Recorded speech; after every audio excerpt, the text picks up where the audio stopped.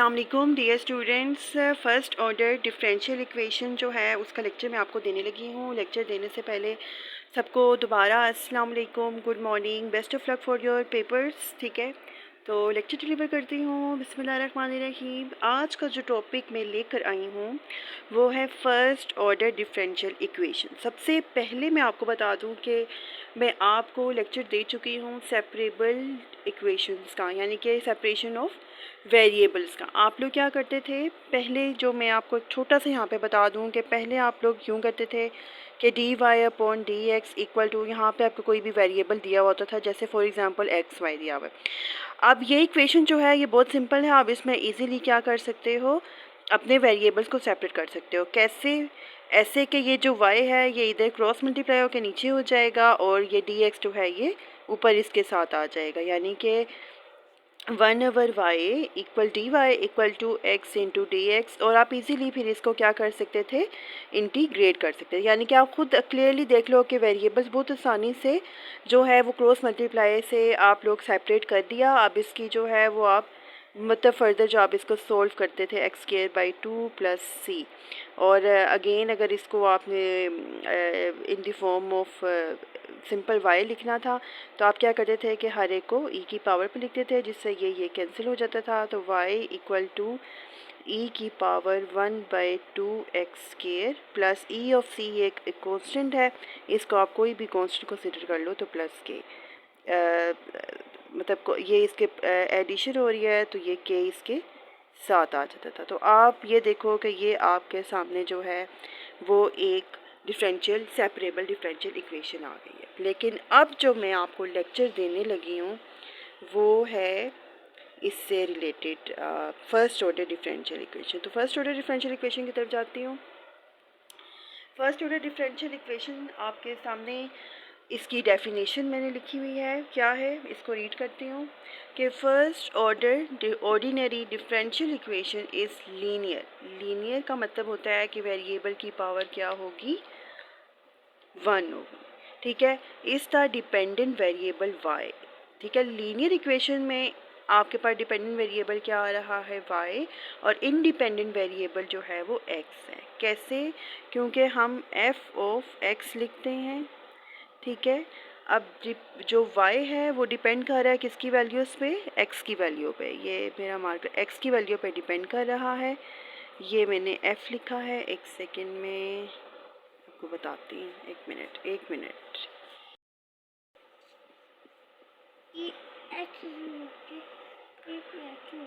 ठीक है, आपके सामने है कि ये y जो है डिपेंड कर रहा है x की वैल्यू पे। x को इंडिपेंडेंट एंड इट इज़ और can be written in the form. अब आपके सामने ये एक फॉर्म आ रही है। ठीक है, इस फॉर्म को हम फर्स्ट ऑर्डर डिफरेंशियल इक्वेशन कहते हैं। आपने ये फॉर्म बनानी है। पी ऑफ एक्स और क्यू ऑफ एक्स जो है वो आपके पास फंक्शंस हैं।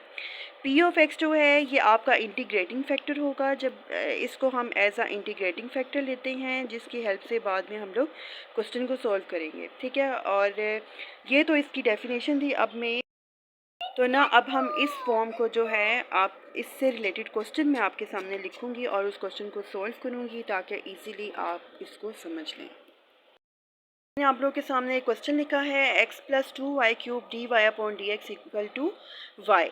आपने क्या करना है, सबसे पहले तो y divide by x plus 2y cube जो है वो आपने इसको एज इट इज़ को नीचे लिखा। अब आपने इसको कौन सी फॉर्म बनानी है, आपने इसको ये फर्स्ट ऑर्डर डिफरेंशियल इक्वेशन की फॉर्म बनानी है।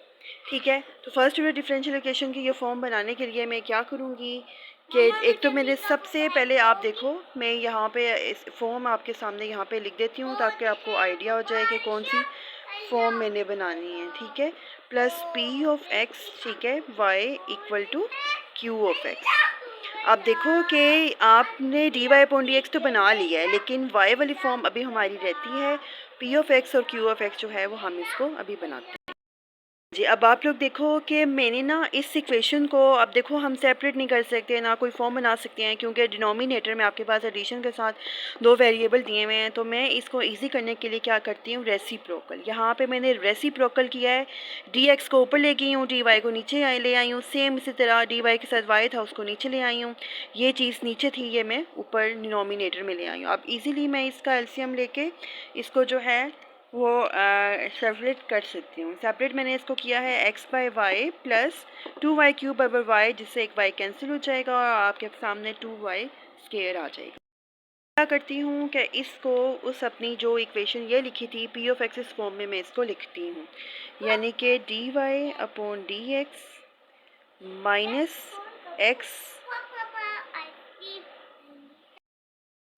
हाँ जी, अब देखो d x upon d y minus, अब ये अगर आपको मैं एक चीज़ बता दूँ कि पहले जो मेरे पास क्वेश्चन था वो d y upon d x था, लेकिन अब मैंने अपने क्वेश्चन को जब रेसिप्रोकल किया है तो अब वो in terms of dependent variable और इंडिपेंडेंट वेरिएबल चेंज हो गया। अब x d x upon d y की हेल्प से हम इसको सोल्व करें तो हम यहाँ पे एक्स जो है उसको वेरिएबल लेंगे डिपेंडेंट, ठीक है, और वाई जो है वो इंडिपेंडेंट है, क्योंकि मैंने इक्वेशन जो है वो ट्रांसफॉर्म की है, डी एक्स को ऊपर लगी हूँ, डी वाई को नीचे लगी हूँ, इसलिए। अब 1 - 1 अपॉन वाई जो है ये मेरे सामने एक इंटीग्रेटिंग फैक्टर आया है, ठीक है, इन टर्म्स ऑफ ये चीज़ मेरी क्यू ऑफ एक्स है और ये मेरी पी ऑफ एक्स है, ठीक है। अब आप लोगों के सामने मैं इसके बाद जो लेकर चीज़ आई हूँ वो है इंटीग्रेटिंग फैक्टर। इसके बाद हम लोग इंटीग्रेटिंग फैक्टर डालते हैं, क्योंकि बच्चों मैंने इसको इन टर्म्स ऑफ वाई लिखा है तो सेम इंटीग्रेटिंग फैक्टर को भी मैं उसमें ट्रांसफॉर्म कर दूँगी। अब इसका इंटीग्रेटिंग फैक्टर आपके सामने क्या आया था, -1/y आया था। -1/y इंटू डी वाई करो तो आपके सामने ये चीज़ आती है ln of y, E cancel हो जाएगा तो आपके सामने आ जाएगा माइनस वाई, ठीक है, ठीक है। अब देखो, अब ये जो आपके सामने इंटीग्रेटिंग फैक्टर आया है, आपने अपनी ये वाली जो इक्वेशन थी इसमें अब आपने उसको मल्टीप्लाई करना है पूरी इक्वेशन के साथ। अब ये मैंने इसको इस इक्वेशन के साथ पूरा मल्टीप्लाई किया तो आपके सामने जो था वो y, यानी कि ये आपको -1/y लिखा हुआ था, y इससे मल्टीप्लाई हो गया और जो ये चीज़ इससे कैंसिल हो गई। अब ये जो चीज़ आपके सामने आई है ना -y d x upon d y minus x, basically ये आपके सामने प्रोडक्ट रूल है। प्रोडक्ट रूल क्या होता है आप इसको अब चेक करो कि -y first function second function का डेरिवेटिव, फिर first function as it is और सेकंड का डेरिवेटिव आपके पास माइनस जो है ना वो 1 आएगा, ठीक है, ये आपके सामने है। तो ये चीज़ आपके सामने आपको नज़र आ रही है, ये चीज़ मैंने एज इट इज़ लिखी है, बाद में आपने इसकी इंटीग्रेशन लेनी है। अब आप लोग इसकी इंटीग्रेशन लें। आप लोग देखो कि जो इंटीग्रेटिंग फैक्टर और एक्स है, इंटीग्रेटिंग फैक्टर मेरे सामने -y आया था, आपने -y इंटू ये x इक्वल टू दिस चीज़ आ गई। अब आपने इसका integration low, integration with respect two variable, ये जो नीचे डिनोमिनेटर में लिखा हुआ होता है y, आप इसको लोगे तो ये चीज़ कैंसिल हो जाएगी। Integrating factor -y into x था और 2y 4/4 होता है, ये कैंसिल किया है, 2 1 2 2 2 4, तो y 4/2 प्लस c आ जाएगा। अब जब आपने x in terms of x variable, क्योंकि x जो था वो मेरा डिपेंडेंट वेरिएबल बन गया था, तो आपने इन टर्म्स ऑफ x लिखना है। y जो है पूरी इक्वेशन से नीचे जाके डिवाइड हो जाएगा, तो -1/2 y³ प्लस c/y, ये मेरा रिक्वायर्ड सोल्यूशन था। तो अभी ये मैंने आपको एक एग्जांपल करवाई है, इंशाल्लाह अभी मैं आपको नेक्स्ट एग्जांपल भी इसकी करवाती हूँ फर्दर अपने लेक्चर में।